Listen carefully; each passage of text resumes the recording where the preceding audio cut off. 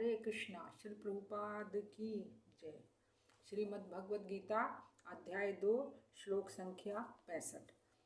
प्रसादे सर्व दुखानां हानिर्स्योपजायते प्रसन्न चेतसो वाशु बुद्धिर्पर्यवतिष्ठते।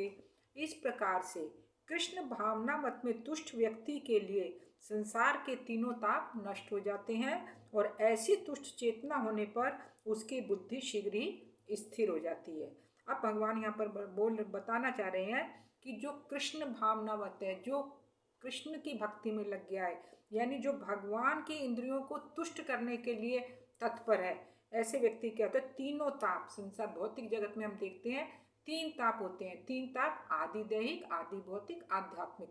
इन 3 ताप से हम सभी लोग किसी न किसी ताप से ग्रसित है। पूर्ण रूप से इस भौतिक जगत में कोई भी सुखी नहीं है, क्योंकि प्रभुपाद जी ने क्या कहा है, इस भौतिक जगत को दुख खालिए अशाश्वतम, यहाँ दुख ही दुख है। लेकिन फिर भी जीव जो है इस भौतिक जगत को स्थायी निवास स्थान समझ बैठता है, यहाँ पर अपना अधिकार जमाए बैठा है कि यहाँ पर जैसे उसको सदा के लिए रहना है। लेकिन यहाँ पर जो ये 3 ताप के दुख हैं, ये हमको सब समय सताते रहते हैं। उसके बावजूद भी जीव जो है यहाँ पर भौतिक जगत में कृष्ण भक्ति नहीं करके अपनी भौतिक सांसारिक वस्तुओं के प्रति ज़्यादा आसक्त रहता है।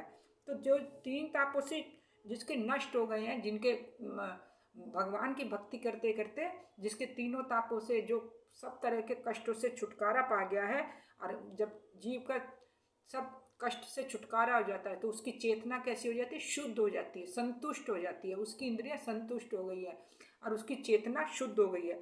जब उसकी चेतना शुद्ध हो जाती है तो बुद्धि जो है उसकी फिर भगवान में लग जाती है, कृष्ण भावनाभावित हो जाती है। क्योंकि जीव का धीरे धीरे भक्ति करते करते देखते हैं कि भौतिक कल्मश समाप्त हो गया, सारी चेतना उसकी शुद्ध हो गई, उसके सब जो त्रिताप थे वो भी पूरी तरह से समाप्त हो गए हैं। तो ऐसा जीव का फिर जो है वो पूरी तरह से कृष्ण भावनाभावित हो जाता है और उसकी बुद्धि फिर स्थिर हो जाती है भगवान में।